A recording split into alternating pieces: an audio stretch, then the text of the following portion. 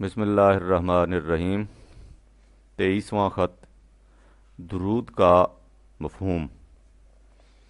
اس میں بھائی برا ماننے کی کوئی بات نہیں کہ میں نے طاہرہ کے خط کا جواب پہلے دیا اور تمہارے خط کا جواب بعد میں دے رہا ہوں۔ بات صاف ہے اور اس میں مجھے کسی اخفاء کی ضرورت نہیں کہ جب بھی بیٹی اور بیٹے میں موازنہ ہوگا تو میری میزان میں بیٹی کا پلڑا ہمیشہ جھکے گا۔ اسے تم جذبات کہہ کر اپنے دل کو تسکین دے لو تو اور بات ہے، ورنہ میرے نزدیک تو یہ زندگی کی اٹل حقیقت ہے کہ از عمومت پختہ تر تعمیر ما در خط سیمائے و تقدیر ما۔ جو بات تم نے پوچھی ہے اس تک پہنچنے سے پہلے اگر تم قرآن کی دو آیتوں کو سامنے لے آؤ تو مسئلہ بہت آسان ہو جائے گا۔ سورہ ابراہیم کی پہلی آیت یہ ہے کہ الف لام را کتاب انزلناه الیک لتخرج الناس من الظلمات الى النور باذن ربهم الى صراط العزیز الحمید۔ 14/1۔ یہ قرآن ہم نے تیری طرف اس لیے نازل کیا ہے کہ اس کے ذریعے تو نوع انسان کو ظلمت تاریکیوں سے نکال کر نور روشنی کی طرف لے آئے اور ان کے نشو و نما دینے والے کے قانون کے مطابق انہیں زندگی کے اس توازن بدوش راستے پر ڈال دے جو جلال و جمال، غلبہ و قوت اور حسن و تزئین سب کچھ عطا کر دیتا ہے، کیونکہ وہ اس خدا کی طرف لے جانے والا راستہ ہے جو ان تمام صفات کا مالک ہے۔ اس آیہ جلیلہ میں قرآن کی خصوصیت یہ بتائی گئی ہے کہ اس کے ذریعے نوع انسان ظلمت سے نور کی طرف آ سکتی ہے۔ اس میں لفظ ظلمات، تاریکیاں جمع کے صیغے میں آیا ہے، جس سے مراد ہر قسم کی تاریکیاں ہیں۔ عقائد و تصورات کی تاریکیاں، رسوم و مناسک کی تاریکیاں، تمدن و معاشرت کی تاریکیاں، سیاست و معیشت کی تاریکیاں، غرضے کہ زندگی کے ہر گوشے کی تاریکی سے روشنی کی طرف لے جانے والی کتاب۔ ان تاریکیوں کی تفصیل قرآن کے مختلف مقامات میں دی گئی ہے، لیکن خود اسی سورہ میں 3 ہی آیات کے بعد ایک ایسا ٹکڑا آتا ہے جس نے ساری بات کو واضح کر کے رکھ دیا اور نکھار کر سمجھا دیا ہے کہ ظلمات کسے کہتے ہیں اور نور کیا ہوتا ہے۔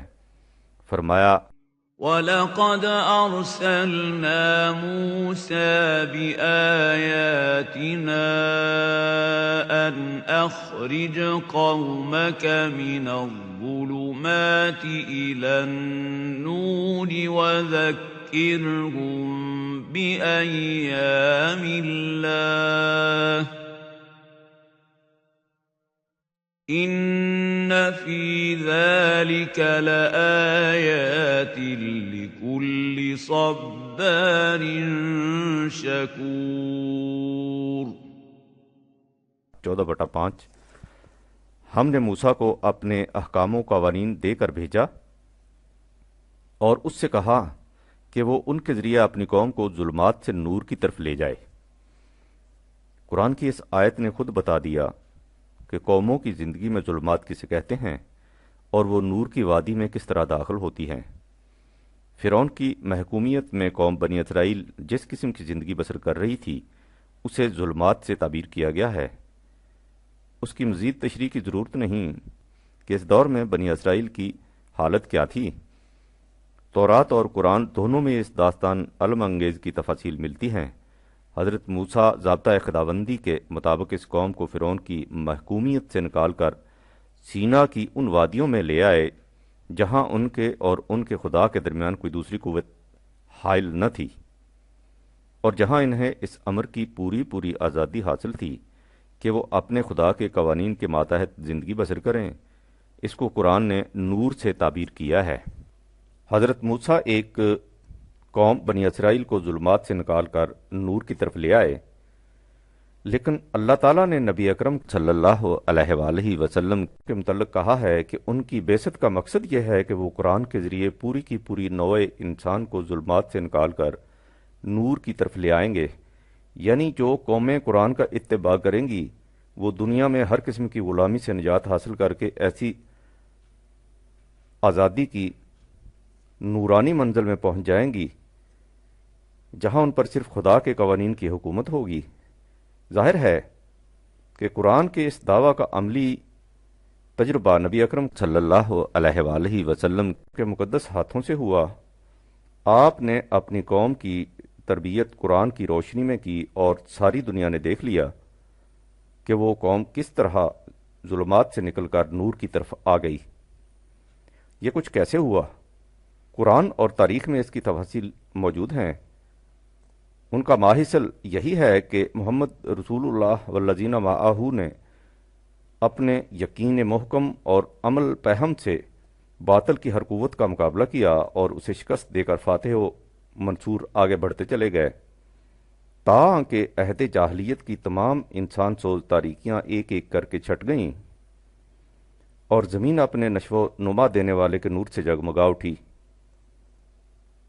اس جہاد مسلسل میں قوانین خداوندی کی تائید و نصرت اس جماعت کے ساتھ تھی، یعنی جب ان کا ہر قدم اس قانون کے مطابق اٹھتا تھا تو اس قانون کے اتباع سے جس قدر درخشندہ نتائج مرتب ہونے تھے وہ سب مرتب ہوتے چلے جاتے تھے۔ قرآن ہمیں یہ بھی بتاتا ہے کہ جو قوم قوانین خداوندی کے مطابق چلتی ہے، کائناتی قوتیں جنہیں قرآن ملائکہ کہہ کر پکارتا ہے بھی اس کا ساتھ دیتی ہیں۔ کائناتی قوتوں میں کچھ تو وہ ہیں جو طبعی دنیا سے متعلق ہیں اور جن کی تسخیر سے انسان حدود فراموش قوتیں حاصل کرتا چلا جاتا ہے۔ کچھ قوتیں اس کی نفسیاتی دنیا سے متعلق ہیں۔ قانون خداوندی کے مطابق زندگی بسر کرنے سے یہ قوتیں بھی انسان کا ساتھ دیتی ہیں، جس کا نتیجہ یہ ہوتا ہے کہ اس کا سینہ تضادات کی رزمگاہ بننے کی بجائے سکون و طمانینت کی جنت بن جاتا ہے۔ تم تو سلیم علم نفس کے طالب علم ہو، اس لیے تم اس حقیقت کو خوب سمجھ سکتے ہو۔ جس انسان کے دل میں تضادات کی کشمکش جاری ہو وہ ہمیشہ وقف اضطراب رہتا ہے اور اس کی توانائیاں اسی کشمکش کی نظر ہو جاتی ہیں۔ اس کے برعکس جو شخص ان تضادات میں توافق پیدا کر لے، اس کی تمام توانائیاں اس کے پیش نظر مقصد کے حصول میں صرف ہوتی ہیں۔ اسے قرآن ملائکہ کی تائید کہتا ہے، چنانچہ قرآن میں ہے ان الذین قالوا ربنا اللہ ثم استقاموا، جن لوگوں نے اس حقیقت کا اقرار کر لیا کہ ہماری نشو و نما کا مالک اللہ ہے، یعنی یہ اسی کے قانون ربوبیت کے مطابق مل سکتی ہے، اور پھر اس ایمان پر جم کر بیٹھ گئے، اس طرح کوئی چیز ان کے پائے استقامت میں لغزش پیدا نہ کر سکے۔ تتنزل علیہم الملائکۃ، ان پر ملائکہ کا نزول ہوتا ہے۔ اللہ تخافوا ولا تحزنوا، جو ان سے آ کر کہتے ہیں کہ تم کسی قسم کا خوف نہ کرو، نہ افسردہ خاطر رہو۔ یعنی ملائکہ کے نزول کا نتیجہ یہ ہوتا ہے کہ ان کے دل سے خوف و حزن جاتا رہتا ہے، اور صرف اتنا ہی نہیں، کیونکہ خوف و حزن کا جاتے رہنا تو محض منفی نتیجہ ہے، نیگیٹو رزلٹ ہے، بلکہ مثبت پازیٹیو کامرانیاں اپنی انتہائی درخشندگی و تابانی سے ان کے سامنے آ جاتی ہیں۔ ان الذين قالوا ربنا الله ثم استقاموا تتنزل عليهم الملائكة ألا تخافوا ولا تحزنوا وأبشروا بالجنة التي كنتم توعدون۔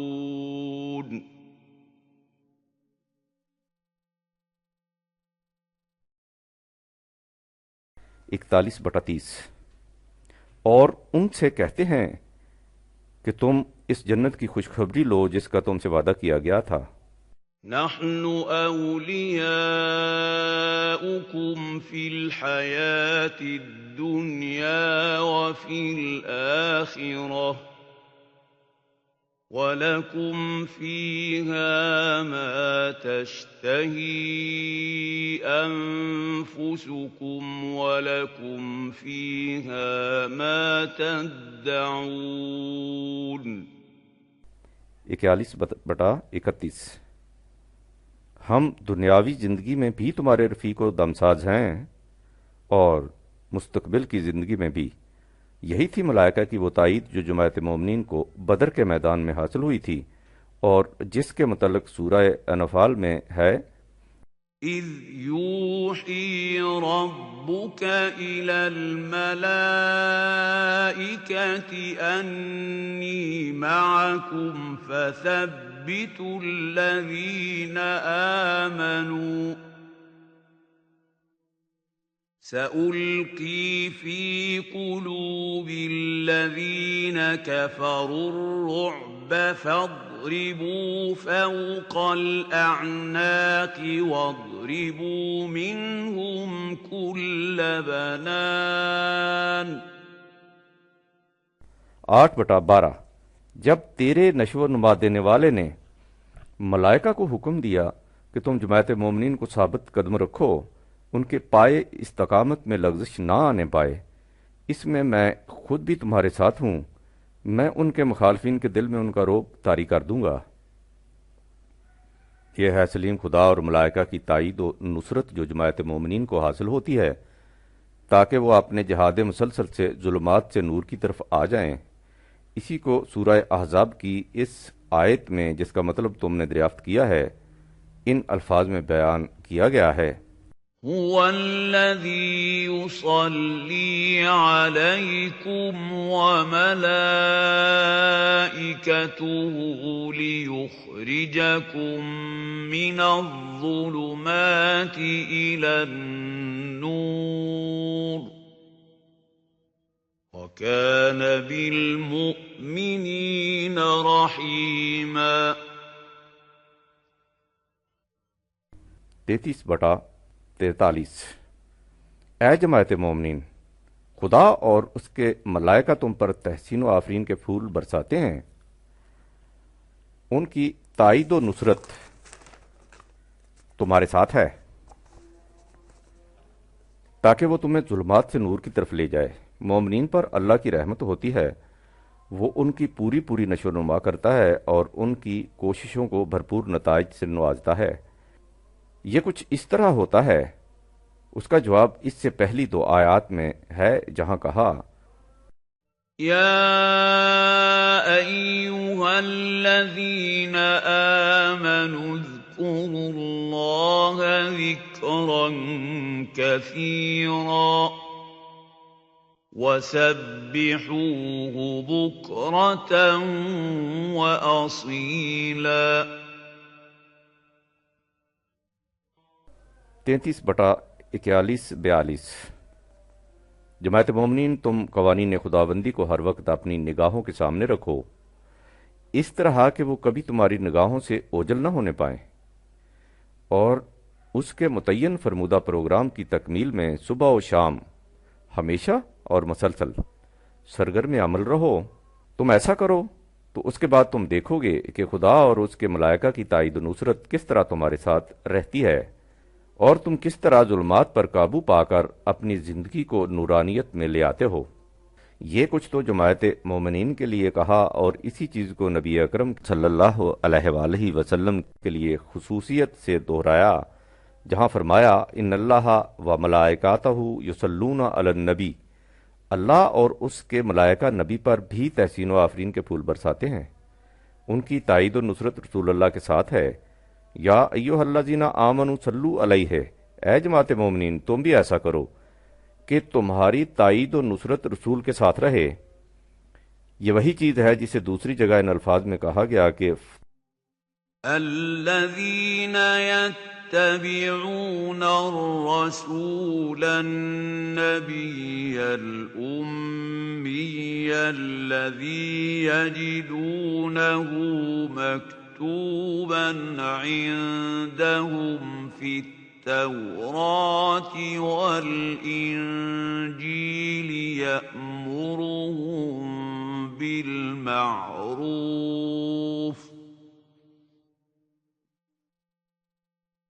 يأمرهم بالمعروف وينهاهم عن المنكر ويحل لهم الطيبات ويحرم عليهم الخبائث ويضع عنهم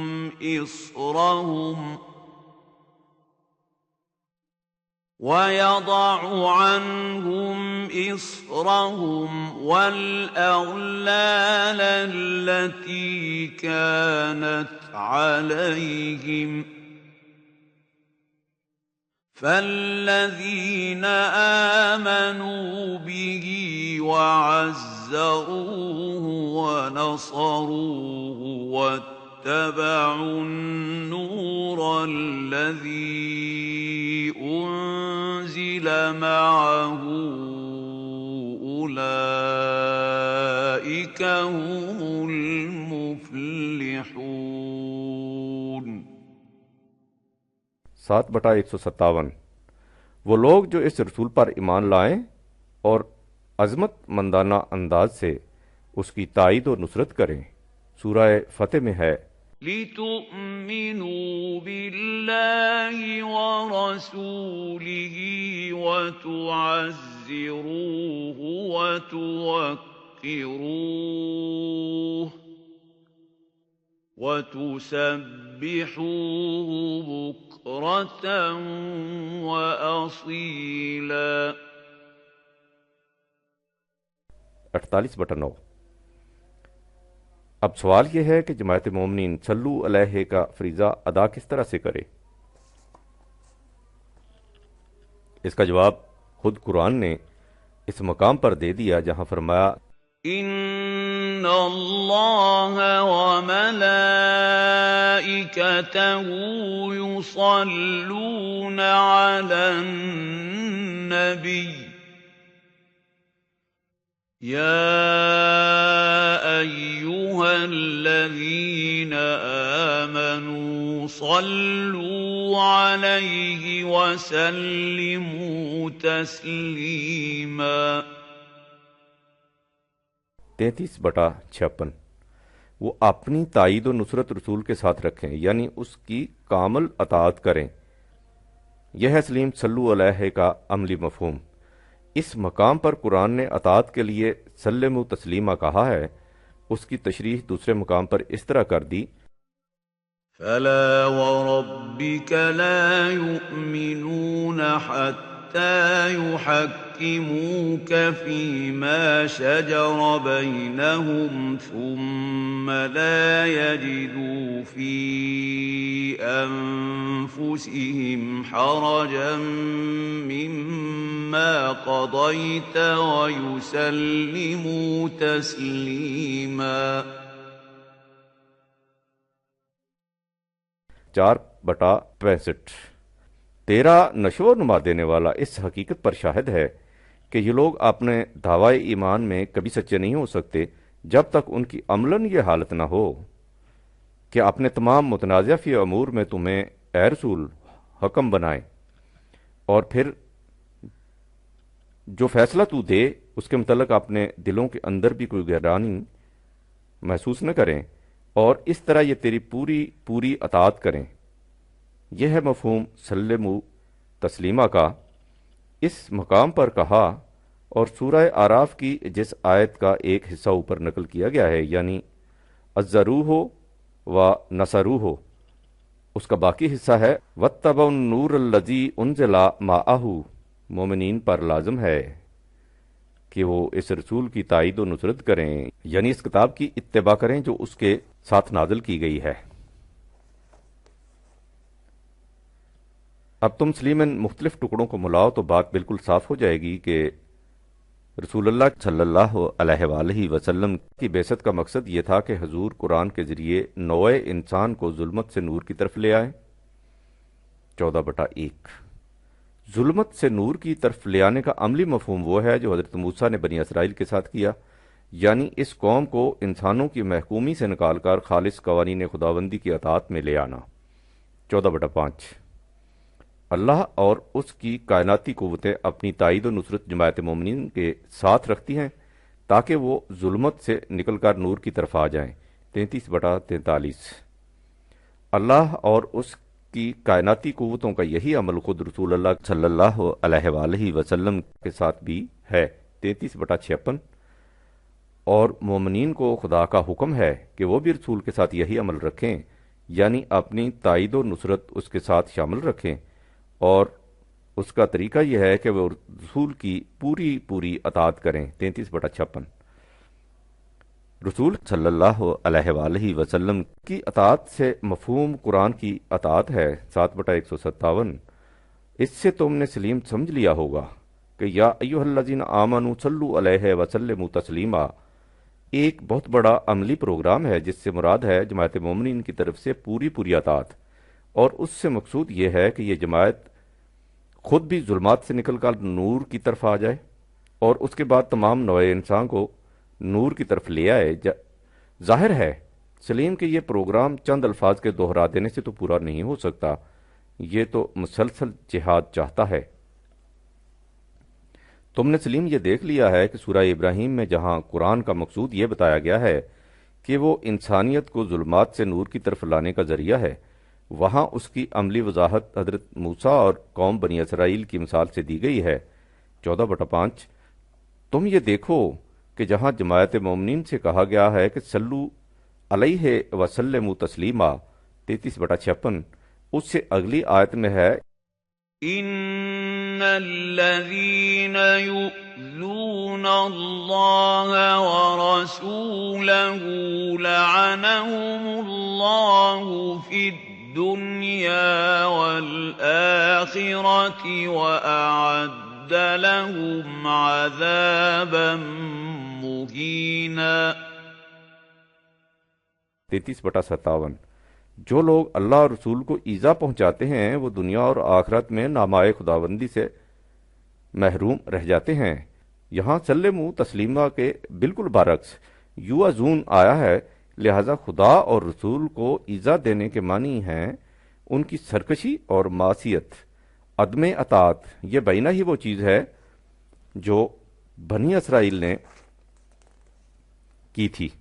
چنانچہ چند ہی آیات آگے جا کر اس کی تشریح کر دی جہاں فرمایا یا ایھا الذین آمنوا لا تکونوا کالذین آذوا موسیٰ فبرأہ اللہ مما قالوا وَكَانَ عِندَ اللَّهِ وَجِيهًا۔ 33/69۔ اے جماعت مومنین، دیکھنا کہیں تم اس قوم کی طرح نہ ہو جانا جس نے موسیٰ کو اذیت پہنچائی تھی۔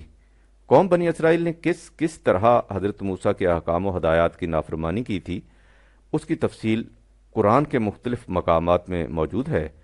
اس سے بھی ظاہر ہے کہ یا ایھا الذین آمنوا صلوا علیہ وسلموا تسلیما سے مراد پوری اطاعت ہی ہے۔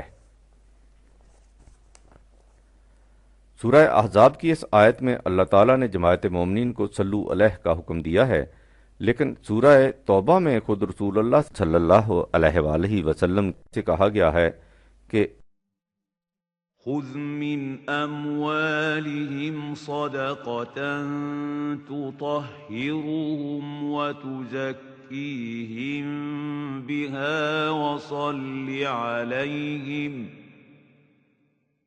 ان صلاتك سكن لهم والله سميع عليم۔ 9/103۔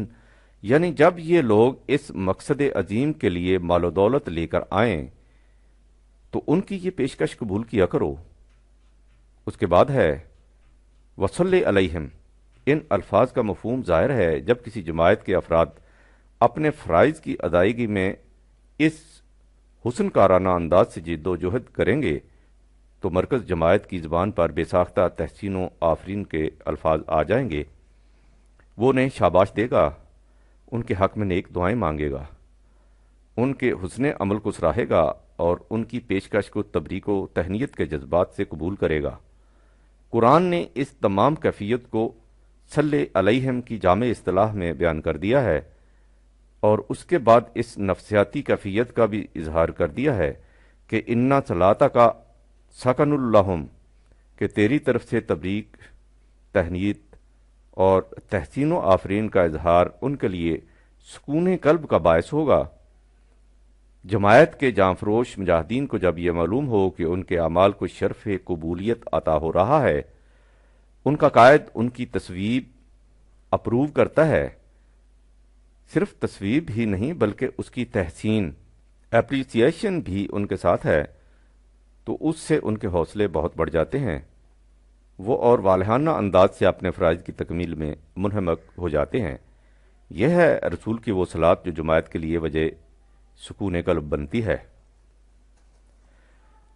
لیکن یہ ظاہر ہے سلیم کہ اس حوصلہ افزائی یا تبریک و تحسین سے مراد یہ ہوتی ہے کہ جو کچھ تم کر رہے ہو اسے ہماری تائید، سپورٹ حاصل ہے، ہم اس کام میں تمہارے ساتھ ہیں۔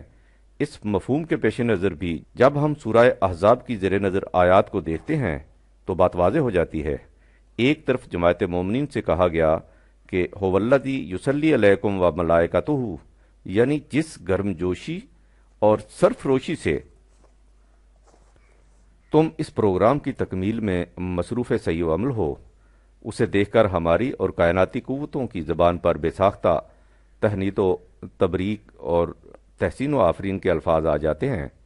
ہم تمہارے اس عمل کو بے حد پسند کرتے ہیں، جس سے مطلب یہ ہے کہ ہماری تائید تمہارے ساتھ ہے۔ دوسری طرف خود رسول اللہ صلی اللہ علیہ وآلہ وسلم کے متعلق فرمایا کہ ان اللہ و ملائکتہ یصلون علی النبی۔ اس مقصد کے حصول میں خود رسول بھی جس مجاہدانہ سعی و عمل کا مظاہرہ کر رہا ہے، اس سے خدا اور اس کی کائناتی قوتیں اس پر تہنیت و تبریک کے پھول برساتی ہیں، جس سے یہ بتانا مقصود ہے کہ اسے ہماری پوری تائید حاصل ہے۔ اس کے بعد ہے یا ایھا الذین آمنوا صلوا علیہ، اے جماعت مومنین، اس رسول صلی اللہ علیہ وآلہ وسلم کی اس جد و جہد پر تم بھی گلگلہ ہے تبریک و تحسین بلند کرو، اور اس طرح اسے بتا دو کہ تمہاری تائید بھی اس کے ساتھ ہے، لیکن اس کا عملی طریقہ یہ ہے کہ وسلموا تسلیما 33/56، تم اس کا پورا ساتھ دو، اس کی کامل اطاعت کرو۔ اس کا نتیجہ یہ ہوگا کہ تم ظلمت سے نور کی طرف آ جاؤ گے۔ تم نے دیکھ لیا سلیم کہ دونوں صورتوں میں مفہوم ایک ہی ہے، یعنی یا ایھا الذین آمنوا صلوا علیہ وسلموا تسلیما 33/56، یعنی جسے درود کہا جاتا ہے وہ مجاہدانہ سعی و عمل اور جانفروشانہ اطاعت و فرما پذیری کا ایک عملی پروگرام ہے۔ اس حقیقت کو ہمیشہ اپنے سامنے رکھو سلیم کہ خدا کی کتاب جماعت مومنین کو کچھ کرنے کا پروگرام دینے کے لیے آئی تھی۔ جب قوم سے قوت عمل جاتی رہی تو رفتہ رفتہ کرنا پڑھنے میں بدلتا چلا گیا، اور اس کے متعلق اس سے زیادہ اور کیا کہا جائے کہ واماندگی شوق تراشے ہے پناہیں۔ امید ہے ان اشارات میں تمہیں اپنے سوال کا جواب مل گیا ہوگا۔ مجھے افسوس ہے کہ میں علالت کی وجہ سے ابھی اس سے زیادہ مفصل خط نہیں لکھ سکتا۔ والسلام، پرویز، اکتوبر 1955۔